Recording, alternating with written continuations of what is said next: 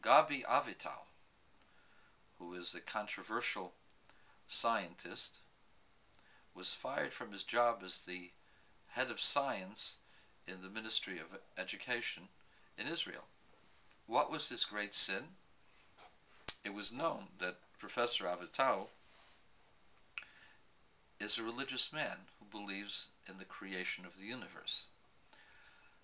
Ma'ariv, a left-wing paper, had an interview with Dr. Avital on several topics, and Dr. Avital said things that were controversial. What were the things that he said that were controversial? Number one, that evolution's theory of origins should be counterbalanced by other equally valid ideas, such as creationism. Furthermore, he questioned whether the human being's activities cause global warming. He also indicated that the Arab population are not a threat to Israel, that Israel can survive with the present Arab population that's found within it, as well as several other political statements that ran counter to the intuitiveness of the far left. There was an uproar that a person of letters, a PhD no less, should today question evolution, for evolution has been absolutely determined to be factual. So say the orthodoxy of the evolutionists. Dr. Avital was unmoved. And the reason why he's unmoved is because evolution cannot explain origin of life. Evolution also cannot explain how from inanimate objects you get the information system transposed into living organisms to allow living organisms to replicate themselves and to be able to continue as living organisms. Furthermore, the arguments for the human species as having origins with a common ape ancestor, he questioned as to why there weren't more human beings being developed from this ancient ancestor, and why there should be those apes at all, why the chimpanzee hasn't become human. After all, it is an advantage to be a human. And people have argued, yeah, but they're faster, they're stronger.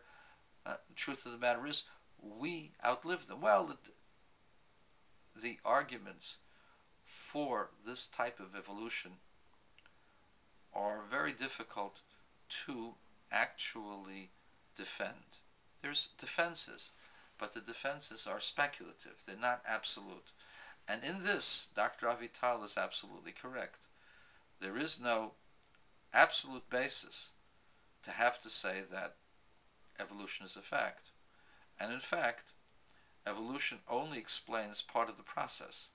It doesn't explain all of the process, nor can it get past the following two barriers.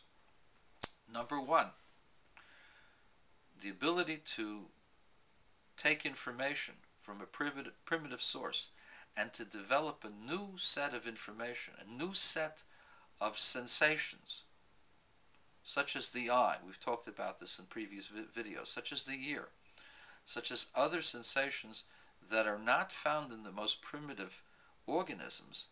They not only have to develop the sensations, they have to develop the ability to get the information of the sensations and to process this information and react to the information and to develop further refinements of these receptors. I mean, we've had this argument for a long, long time. I'm not going to go over the argument, but the opinion of Dr. Lee Spetner is that these things are impossible to have occurred on their own over the period of time that is given for evolution, which is about 4 billion years. The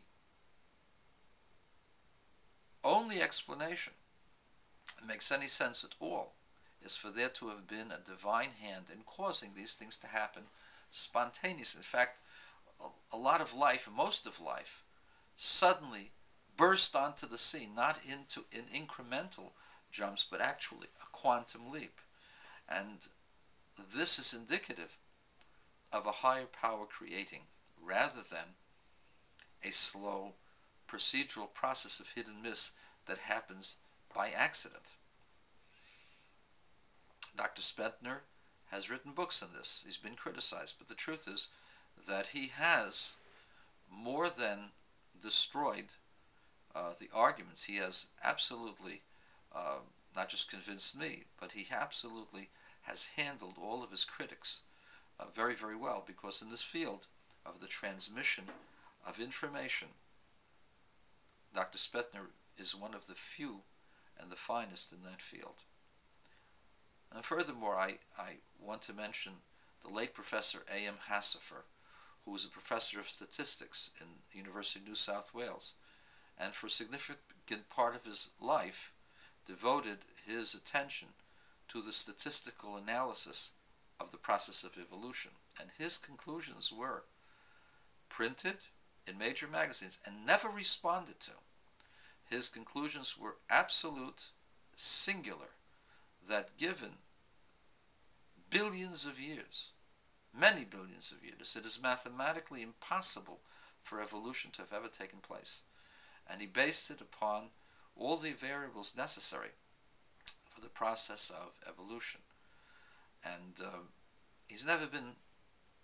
his work has never been criticized, never been negated, certainly while he was alive.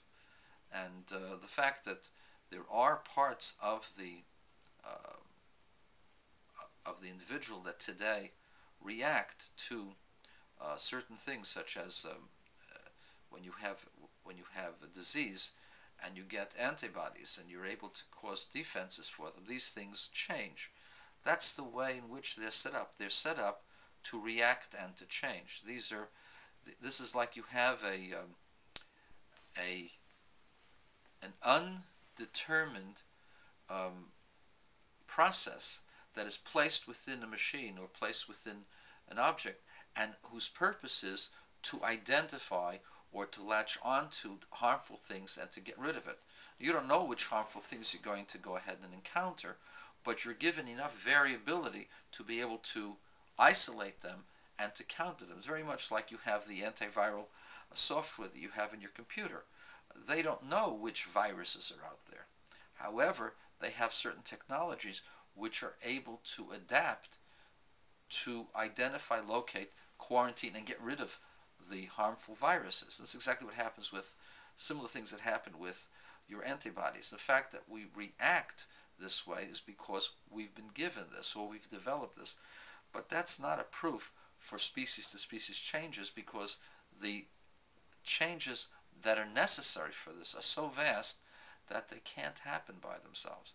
So say Spentner, and so said Professor Hassifer, who was an expert in this field, in the field of statistics, and who put his life on the line, his reputation on the line, and said this is impossible. So why was Dr. Avital fired? Because of the orthodoxy of the evolutionists, because they cannot accept dissent. The same thing was true with his anti-global warming message. He didn't believe that we caused global warming, especially since the increase in temperatures in this last warming cycle preceded the amount of CO2s that were markedly increased. And so the global warming actually took place before the Industrial Revolution started, before the abundance of all of these hydrocarbons. And we know also that there's been periods of warming and cooling alternately that have been far greater and far more devastating than anything we've done. So global warming is something which is, I can't say it's a myth, but it's certainly not science.